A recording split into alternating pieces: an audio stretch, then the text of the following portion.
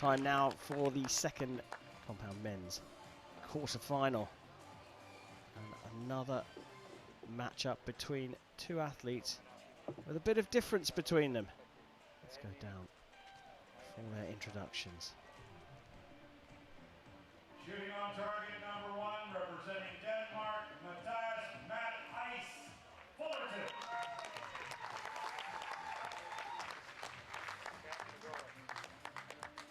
And his opponent on target number 2, representing Slovakia, Jozef Bosansky.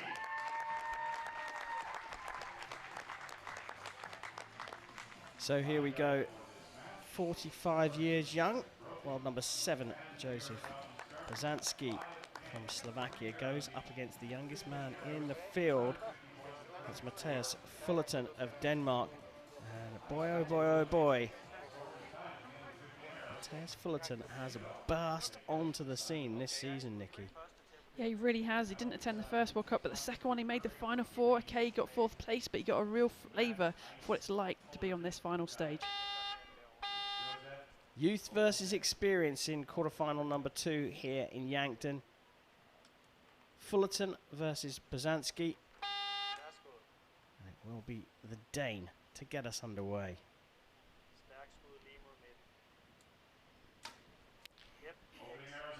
What a brilliant start, straight in the X-ring, looking confident. Martin Damsbo stood behind him, offering some positive words. Bosansky looking cool and calm.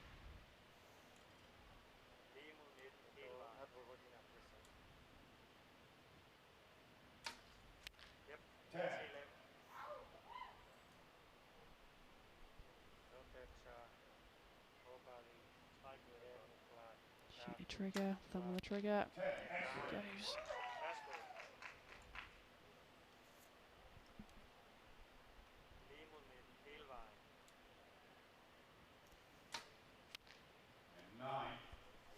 So dropping into the 9s for a 29, not a bad start for the 18-year-old. Bosansky can take an early lead here though. And he does, just hitting the line, and that's enough for a 30. And the Slovakian has started ever so slightly better than the Danish teenager. Nikki, any signs of any differences in technique or any issues they may be facing? Just differences in technique.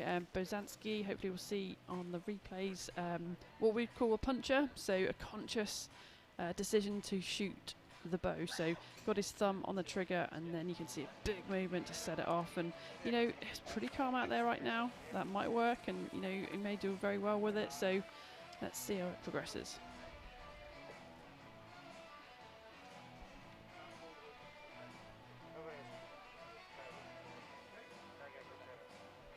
Encouragement there from Martin Damsbo, as Nikki mentioned. He's there in the box, winner of this event in 2013. Not a bad man to have in your box.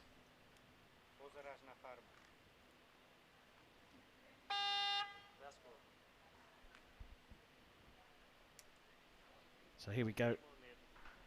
Second end. Fullerton trailing. Archery. So Bosansky here, if you watch his thumb going onto that trigger, and watch his thumb movement, makes that shot go off, a conscious decision. James Lutz, very famous for the same kind of technique, does very well with it. I think Fullerton's, I think he's shooting hinge. It looks like his thumb's on it and it's kind of coming off as he expands and uses his back. Very different techniques. Watch that thumb. Pop. Whereas Fullerton starts with his thumb on that peg, wrapped around, and he starts to release it. And as he pulls, it's going to set that release aid off. Very different. Well, another 29 from Fullerton, so an opportunity for Bosansky to open his lead up. Oh. exceptional shooting from the Slovakian. He's hit a perfect 60. 58 ain't bad unless your opponent is perfect. It's interesting you talk about the releasing and the way that the archers go through their process, which we've talked about before, is very unique, and all they have to do is do it the right way for them and keep doing it the same way every single time. But you've informed me that there's quite a lot of difference in terms of the strategy, the philosophy of the two different kinds of shooting. Fullerton's allowing the equipment to do the work. Yep. And Bosansky is More forcing. Yeah, he's more in control of it. So two schools of thought, I guess. And obviously we've seen both work. Bosansky deciding I'm going to shoot now. And that can work great because you wait until your dot is in the middle of the target and you push the trigger and it goes in the 10. But, you know, longevity of that, sometimes under pressure, that can become very difficult because you're consciously having to do it. Nikki likes to be delicate with her wording. She doesn't like a puncher. So she prefers Fullerton's approach. Fullerton, though, is trailing here. 60 to 58, start of end number 3.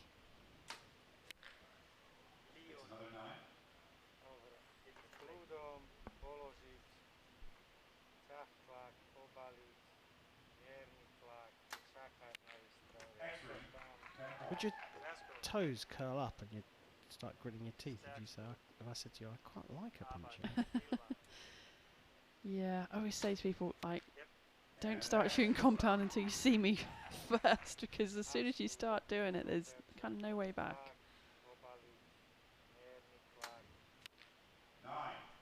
Well, dropping his very first points. Chance here for Fullerton to get one back, and he's back into the 10. 29, 3 of them in a row. Bosansky needs a 10 to maintain his 2-point lead. And he goes into the 9, so 28 for him, and there's just 1 point in it. The puncher, Bosansky, is still leading, and only by 1. Nikki, just want to go back to this, because in all seriousness, you know, I don't know what I'm talking about, of course, you know, but you've explained to me very eloquently the difference between the punchers and the ones that push and just allow the arrow to fly naturally, the more traditional philosophy or coaching philosophy, and I can now see that. But explain why the punching is not such a great thing when it starts to go wrong. What is the reason that it's not a great philosophy? Well, the best example I can give you is probably Natalia Valeva earlier in the session, of the women's session. We saw some flinching, and that is your brain anticipating what's about to happen. So brain thinks it's going to go off. Well, if it goes off, I can relax. So the body starts to flinch beforehand. That can lead to obviously not aiming in the right place and can go further and cause real problems. Well, there you go. So it really is a difference of philosophy, because you just need to absolutely be on it if you're a puncher. Mathias Fullerton here, the Dane has clawed back 1 point of the deficit and puts it into the 10 to start end number 4.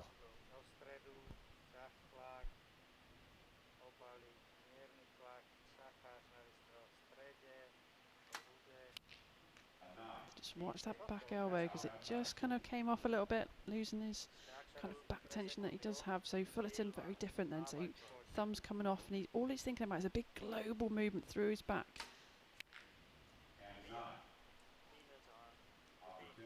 That one didn't quite work out for him though. I mean, he clipped the 9, so he's definitely got the 9, but that went a long way off his other arrows. Yeah, it did. Oh. Now, is wind a factor here? You see the trees moving a little bit. A little bit of shaking. I think that's more the factor. Finishes with another 29. That's 4 in a row for him. So consistency. 10 needs a 2-point shift in favour of Fullerton, and right at the last, going into the last end, Fullerton has snatched the lead with a crucial time. and a 27 for Bosansky. So is this potentially where you're saying things can go wrong? When you tighten up, then if you're a puncher, if you're forcing it, and you're under pressure, this is where the mistakes can come out. Potentially. I mean, Bosansky's first arrow, I thought I could see his back elbow, just watch his elbow, does it come around a little bit just as he's trying to release, so did that, you know, push him over to the left a little bit. So the idea with the back tension is you're just doing the same thing. You're keeping your brain on a big global movement, you get balance, pushing and pulling, it breaks and it goes off when you're aiming it. But hey, these guys are under quite a bit of pressure. There's quite big checks at the end of this, and you know, both of them want to win, and wow, what an environment to try and hold your nerve. Yeah, we're just looking back at those replays. You actually saw that second arrow from Mathias Fullerton. His expression would suggest that he was the one that made the error. And then when you look at Bosansky's first and second arrows, actually quite tightly grouped. So perhaps not mistakes, but just aiming. Well, Bosansky is now behind. We're going to the fifth. So watch that back elbow. I think it's just coming around a little bit. Well, doing what he needed there. Big score to put pressure on the Danish teenager. Fullerton shooting with a 5 pin. You can see it wrapped around his scope.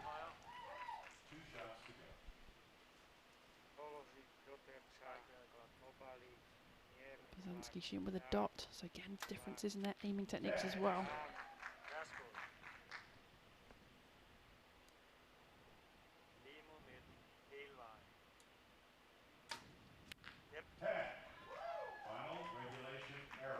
Well, this is the last arrow of this quarterfinal from Jozef Bosansky. He needs to be a big one to put some pressure on his opponent. It is a perfect 30. He's back in the middle, the third one of the match for him, but a 10 will do it for Fullerton. And it is a 10, a beautiful finish from him. 4 29s followed by a flourish in the final. And a perfect to take a 1-4-6, 1-4-5 victory over Jozef Bosansky. And very popular young man, Mathias Fullerton, the 18-year-old, is through to the compound men's semi-final here in Yankton.